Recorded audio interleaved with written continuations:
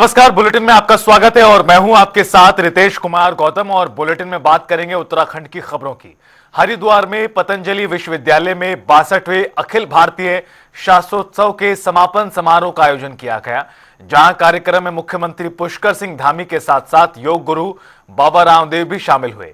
वहीं कार्यक्रम को संबोधित करते हुए मुख्यमंत्री ने कहा कि समापन समारोह में 1000 से भी ज्यादा देश विदेश से संस्कृत के विद्वान शामिल हुए हैं। और देश के प्रधानमंत्री का भी यही सपना है कि हम संस्कृति मूलक समृद्धि और विरासत मूलक विकास को विकल्प रहित संकल्प और अखंड प्रचंड पुरुषार्थ के साथ संकल्प से सिद्धि की यात्रा पूरी करें। उसके जीवंत प्रतिमान हमारे धामी जी हैं।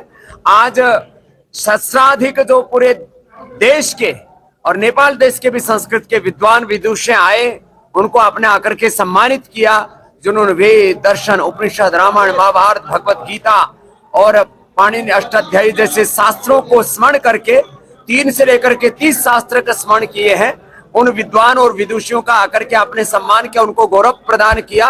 ये सनातन का गौरव काल है और उस सनातन को आधुनिक ज्ञान विज्ञान अनुसंधान के साथ आगे बढ़ाने के लिए पूरी प्रतिबद्धता उत्तराखंड प्रांत की है। आज यहाँ पर केंद्रीय संस्कृत विश्वविद्यालय और पतंजलि विश्वविद्यालय के द्वारा 1000 से भी ज्यादा पूरे देश के और विदेश के भी, यानी कहूँगा कि नेपाल से भी आए हुए हमारे संस्कृत के विद्वानों का यहाँ पर बहुत शानदार शास्त्रोत्सव का ये कार्यक्रम यहाँ पर किया गया। ये निश्चित रूप से जो हमारी सनातन संस्कृति है, सनातन परंपरा है, जो पहले भी थी है और हमेशा रहने वाली है, उस परंपरा के ध्वजवाहक हैं सब आने वाले। और देवभूमि उत्तराखंड में 2 दिनों तक इन्होंने अनेक प्रकार की प्रतियोगिताओं में यहाँ पर हिस्सा लिया है। और निश्चित रूप से ये हमारी जो महान संस्कृति है, महान विरासत है, उस विरासत को ये नवोदित हमारे उदयमान हमारे छात्र छात्राएं आगे बढ़ाने का काम करेंगे और पूरे विश्व को हमारी जो परंपरा है, उस गौरवशाली परंपरा, उस परंपरा से परिचित करवाने का काम करेंगे। मैं केंद्रीय संस्कृत विश्वविद्यालय को और पतंजलि विश्वविद्यालय को अपनी ओर से बधाई देता हूं। खबर रुड़की से, जहां बिल वसूली करने गई ऊर्जा निगम की टीम के साथ जमकर हंगामा हो गया। इस दौरान मीटर रीडर और लाइनमैन को बंधक बना लिया गया। पूरे मामले की जानकारी एक कर्मचारी ने पुलिस को दी। मौके पर पहुंची पुलिस ने किसी तरह से बंधकों को रिहा कराया। इस दौरान अधिशासी अभियंता ने सभी कर्मचारियों को न्याय दिलाने का आश्वासन दिया। का मामला है। आज एक ओमकार जी जिन्होंने पहले भी बदतमीजी कर थी मीडिया वाले के साथ, आज फिर उन्होंने 2-3 घंटा बंधक बना कर रखा। वो बोला कि सारा अधिकारी को यहाँ बुलाओ जब छोड़ूंगा। और मैं भी हमारे वहीं से किसी की नहीं, माहौल बिगाड़ रखा था, बहुत लोग इकट्ठे करके थे वहाँ से कि सारा अधिकारी को यहाँ बुलाओ तब मैं छोड़ूंगा। पूरा मामला ये था कि जैसे कि वसूली के लिए वहाँ पे पहुँचे तो जैसे उसका बिल बना के दिया तो तुरंत उसने हंगामा करना स्टार्ट कर दिया, क्योंकि वो जो कहने लगा कि मुझे 28 दिन का बिल 29 दिन का बिल नहीं चाह रहा, मुझे पूरे महीने का बिल चाह रहा। वो जो ओमपाल का लड़का। और पिछली बार भी उन्होंने हंगामा किया था। एक जो हमारा कैशियर था उसके ऊपर लट लेके गया था और उसको मारने की पूरी कोशिश करी थी। और जब चोट आई थी थोड़ी सी, वो फिर पिछली बार भी रिपोर्ट कराई थी। रिपोर्ट कराने के बाद जब हमारे अधिकारी कहने लगे चलो कोई बात नहीं है, ऐसा हो जाता है और विवादित जो है इसको बंद करो, और उसकी मम्मी जो है माफ़ी मांगने लगी, तो इस वजह से पिछली बार भी उनसे माफ़ीनामा लिखवा लिया था। लेकिन इस बार फिर उन्होंने हंगामा किया और आज फिर उसने 2-3 घंटे तक के लगभग सभी को बंदी बना के रखे। एक एम्प्लॉय गए हुए थे नोएडा में, अपने कैंपों के लिए गए हुए थे, जिसमें उनके साथ कुछ जब वसूली वो कर रहे थे उनके साथ कुछ दुर्व्यवहार किया गया है। तो देखिए, पहले बात तो सभी सम्मानित उपभोक्ताओं से ये कहना है कि सारे एम्प्लॉय सरकारी कार्य कर रहे हैं, तो सरकारी काम में सहयोग करें। और जो कोई भी हमारा गैर सरकारी काम कर रहा है, गैर विधिक काम कर रहा है, उनके खिलाफ सख्त से सख्त कार्रवाई की जाएगी। जिन्होंने आज ऐसा किया है उनके खिलाफ हम पुलिस विभाग को लिख रहे हैं कि उन्होंने सरकारी काम में बाधा पहुंचाई है और इसका पूरा प्रयास किया जाएगा। और सारे समस्त उपभोक्ताओं से अनुरोध है कि वो विभाग को सहयोग करें और यदि उनके ऊपर कोई भी बकाया है तो उसे समय से जमा कर दें, जिससे कि विद्युत लाइट कटने जैसी कोई भी अपनी कार्रवाई विभाग को न करनी हो। खबरों में आगे बढ़ते हैं। देहरादून में बीजेपी के वरिष्ठ नेता सुरेश जोशी ने बीजेपी प्रदेश कार्यालय में प्रेस वार्ता की और इस दौरान उन्होंने कहा कि सरकार का 3 साल का कार्यकाल बेहद शानदार रहा है। मुख्यमंत्री पुष्कर सिंह धामी के नेतृत्व में प्रदेश में तेज गति से विकास हो रहा है। उन्होंने जानकारी देते हुए बताया कि गलत कामों की किसी भी सूरत में बर्दाश्त नहीं किया जाएगा।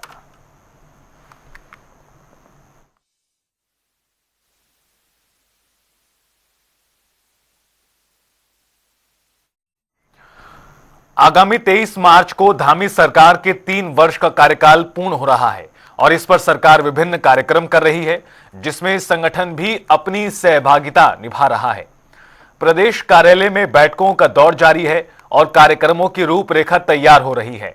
इसको लेकर प्रदेश महामंत्री ने बताया कि 22 मार्च को अल्मोड़ा में और 23 मार्च को देहरादून प्रदेश मुख्यालय में बड़े कार्यक्रम होंगे। का आयोजन चल रहा है, क्या मुद्दा था, कहां कहां किन किन लोगों के साथ ये बैठक हुई है? भारतीय जनता पार्टी की राज्य सरकार माननीय पुष्कर सिंह धामी जी के नेतृत्व में काम करते हुए 23 मार्च को 3 वर्ष का कार्यकाल पूरा हो रहा है। इन 3 वर्षों में उत्तराखंड ने काफी लंबा सफर तय किया है। कई महत्वपूर्ण उपलब्धियां उत्तराखंड के खाते में आई हैं। इन सभी कामों को, इन सभी उपलब्धियों को जन जन तक पहुंचाने का काम 3 वर्ष पूर्ण होने के उपलक्ष्य में सरकार कर रही है। भारतीय जनता पार्टी का संगठन भी इस कार्यक्रम में सहभागिता अपनी कर रहा है। इस अवसर पर 22 तारीख को अल्मोड़ा में और 23 तारीख को देहरादून में प्रदेश मुख्यालय पर बड़े कार्यक्रम आयोजित किए गए हैं। 23 मार्च को देहरादून के साथ साथ सभी जिला मुख्यालयों पर और सभी विकासखंड मुख्यालयों पर 3 वर्ष के कार्यक्रम संपन्न होंगे।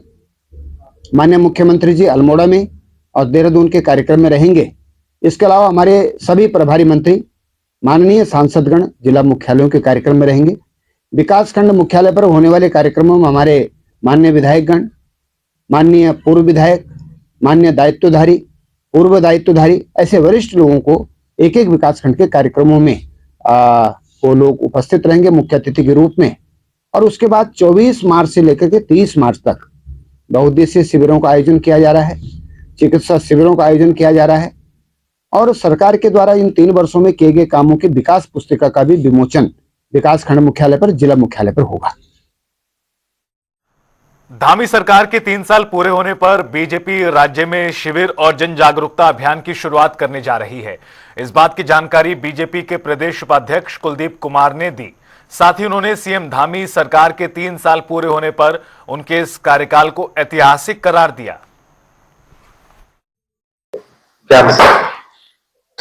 भारतीय जनता पार्टी की सरकार 23 तारीख को अपने 3 वर्ष का कार्यकाल पूरा करने जा रही है और इन 3 वर्षों में उत्तराखंड के अंदर भारतीय जनता पार्टी सरकार की बहुत सारी ऐतिहासिक उपलब्धियां रही हैं।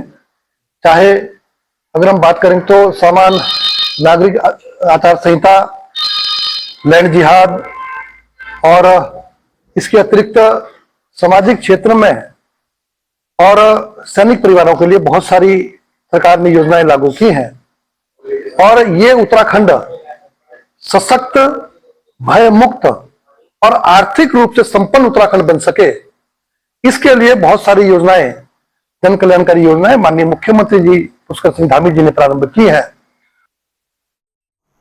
कांग्रेस पार्टी के नेता राहुल गांधी ने कहा था कि कांग्रेस में बीजेपी के स्लीपर सेल हैं, जिन्हें चिन्हित कर पार्टी से बाहर करना चाहिए। वहीं अब इस पर उत्तराखंड के पूर्व सीएम हरीश रावत ने कहा कि बिल्कुल ऐसे लोगों को चिन्हित कर पार्टी से बाहर निकाल देना चाहिए। उन्होंने कहा कि बीजेपी वाले तो थोक के खरीदार हैं, सारा कबाड़ ले रहे हैं। बिल्कुल तत्काल अब तो हमारे नेता ने कह दिया, जितने स्लीपर सेल हैं जो है उनको निकाल बाहर करना चाहिए और ऐसे लोग जो है आइडेंटिफाइड होने चाहिए और हम तो उन्हीं से कह रहे हैं, जो लोग ऐसे लोग हैं तो जाओ ना, भाजपा वाले तो वो तो थोक के खरीदार हैं, वो तो सारा कबाड़ ले रहे हैं। तो सर उत्तराखंड में भी अभी 1.5 महीने का समय बचा है, लेकिन उससे पहले ही गढ़वाल मंडल विकास निगम के पास 2 करोड़ रुपए से ज्यादा की एडवांस बुकिंग हो चुकी है। महाप्रबंधक गढ़वाल मंडल विकास निगम ने जानकारी दी है कि यात्रा की तैयारी को अंतिम रूप दिया जा रहा है। इसके साथ ही सभी गेस्ट हाउस को रेनोवेट करने को लेकर मैनेजर्स को निर्देशित किया है। देखिए, चारधाम यात्रा की तैयारियों में हमने आज बैठक करी है अपने जो हमारे जनरल मैनेजर हैं उनके साथ, और हमारा प्रयास है कि चारधाम यात्रा से पहले चारधाम यात्रा रूट पर जो भी हमारे गेस्ट हाउसेज हैं, सबसे पहले तो उसमें जो भी माइनर या मेजर रिपेयर वर्क हैं उसको फिट कर लिया जाए। तो रिपेयर वर्क के लिए निर्देशित कर दिया गया है। और चूँकि कई जगह ऐसी भी हैं जहाँ पर काफ़ी ज़्यादा मात्रा में बर्फ़ भी है, तो वहाँ कार्य बर्फ़ थोड़ा सा पिघलेगी, उसके बाद ही प्रारंभ होगा। तो इस संदर्भ में जो हमारी प्रशासनिक कार्रवाइयाँ हैं वो हम लोग आज लग करके उसको पूरा कर रहे हैं।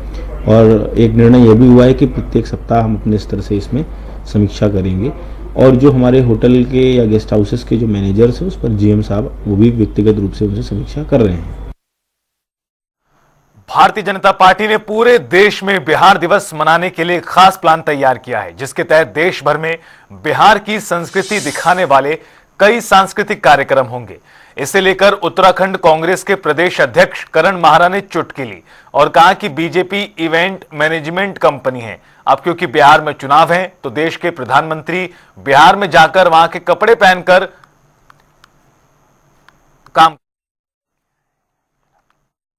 इवेंट कंपनी, जो इवेंट मैनेजमेंट कंपनी होती है, बीजेपी वही है। क्योंकि अब बिहार में चुनाव है तो देश के प्रधानमंत्री अब किस दिन वहां जाके बिहार के कपड़े पहन के कहेंगे कि तो मैं बिहार का बेटा हूं, बिहार की धरती मुझे बुला रही है, ये पता नहीं किस दिन होगा, उसका इंतजार हम कर रहे हैं। और इवेंट मैनेजर की जो कंपनी है जो पूरे देश में समय कई राज्यों में शासन कर रही है, क्योंकि बिहार के चुनाव को देखकर ये भी एक इवेंट है और उसको वो करेंगे। इवेंट में तो मास्टरी है बीजेपी की, लेकिन इससे बीजेपी को जरूर फायदा होगा मुझे लगता है, लेकिन उत्तराखंड को, देश को, भारत माता को कोई फायदा नहीं होने वाला। मैनेजरों की कंपनी है, इवेंट मैनेजर्स हैं, इवेंट कर रहे हैं और आप और हम सब लोग उसको देखते हैं, कभी कभी हम भी बहक जाते हैं।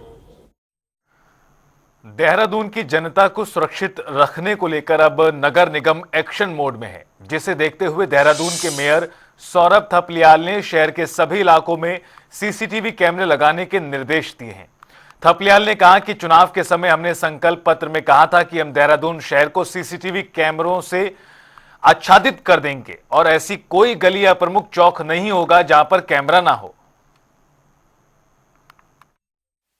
देखिए, इसके लिए हमने, क्योंकि हमारे संकल्प पत्र पे भी हमने ये कहा था कि देहरादून शहर को हम जो सीसीटीवी कैमरों से आच्छादित कर देंगे। ऐसी कोई प्रमुख चौक, चौराहे, गलियां ऐसी नहीं होंगी कि जहां पर सीसीटीवी कैमरे हमारे ना लगे हों। ये जो तीसरी आंख है सीसीटीवी के माध्यम से, एक तो हमारी जो नागरिक हैं, जनता है, वो सुरक्षित महसूस करेगी। हमारी माताएं, बहनें, उनको आने जाने में किसी प्रकार की कहीं कोई उनको एक सुरक्षित वातावरण मिलेगा। दूसरा, साथ ही कुछ जैसे नशे का कहीं ना कहीं पे सेवन होता है और कहीं पे भी जैसे अंधेरी जगह होती है, ऐसी किसी अंधेरी जगह पे एक तो हमने लाइटों की व्यवस्था करने के साथ साथ सीसीटीवी कैमरे भी वहां पर हम लगाने जा रहे हैं, जिससे कि एक ऐसा वातावरण तैयार होगा कि जो ये नशा करने वाले या इस प्रकार का उपद्रव करने वाले हैं, गुंडागर्दी करने वाले ऐसे लोग हैं, इनके ऊपर लगाम लगेगी। उत्तराखंड में बीजेपी प्रदेश अध्यक्ष के चुनाव को लेकर सरगर्मियां जोरों पर हैं। गौरतलब है कि पिछले दिनों जिला अध्यक्षों की घोषणा कर दी गई थी, जिसके बाद अब प्रदेश अध्यक्ष की नियुक्ति और फिर राष्ट्रीय अध्यक्ष की नियुक्ति बीजेपी संगठन को करनी है। ऐसे में प्रदेश महामंत्री ने बताया कि उत्तराखंड प्रदेश अध्यक्ष के चुनाव को लेकर केंद्रीय नेतृत्व ने राष्ट्रीय उपाध्यक्ष सौदान सिंह और किसान मोर्चे की राष्ट्रीय अध्यक्ष राजकुमार चहर को पर्यवेक्षक नियुक्त किया है। जिलाध्यक्ष के चुनाव के बाद निश्चित रूप से प्रदेश अध्यक्ष का चुनाव होना है और इसके लिए केंद्रीय नेतृत्व के द्वारा राष्ट्रीय उपाध्यक्ष आदरणीय सौदान सिंह जी और किसान मोर्चे के राष्ट्रीय अध्यक्ष आदरणीय राजकुमार चहर जी को उत्तराखंड का पर्यवेक्षक नियुक्त किया गया है। केंद्रीय नेतृत्व के द्वारा इसी मार्च के माह में ये संभावना है कि प्रदेश के अध्यक्ष के चुनाव के लिए तिथि तय की जाएगी और जो पार्टी की निर्धारित प्रक्रिया है उसके अनुसार चुनाव यथाशीघ्र संपन्न होने की संभावना है।